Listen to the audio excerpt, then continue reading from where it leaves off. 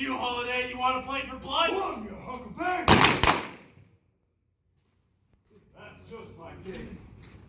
Hey, Tom. Moving. Ah! Billy, give me that gun. Just take it, Wyatt. Take it and let me die. Boys, I got Sheriff Behan on the way. Frank. Frank McClowry. Dead. Tom McClowry. Dead. 19-year-old Billy Clanton. Dead. That was it. It was over before it ever started. Now, 2 months after this gunfight, Virgil Earp was ambushed outside the Crystal Palace Saloon.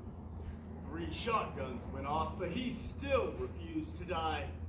Crippled up pretty bad, Virgil wandered the West until death caught up with him in Nevada in 1905. Not as lucky was Wyatt's kid brother Morgan. He was shot in the back and killed playing a game of pool up on Allen Street.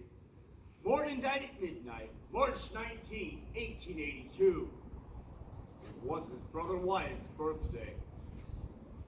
Now in 1887, the year this whole town began to fall apart, the 2 main causes of this gunfight died hundreds of miles apart from each other.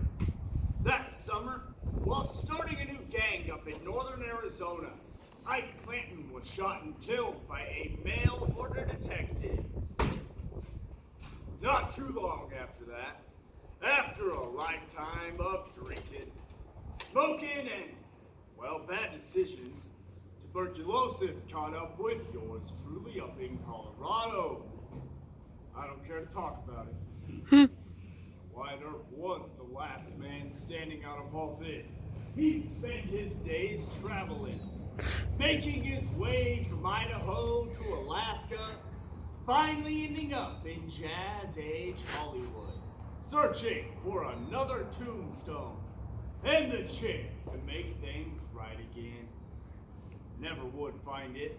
When Wyatt died in Los Angeles in 1929, just ahead of his 81st birthday, his final words, suppose.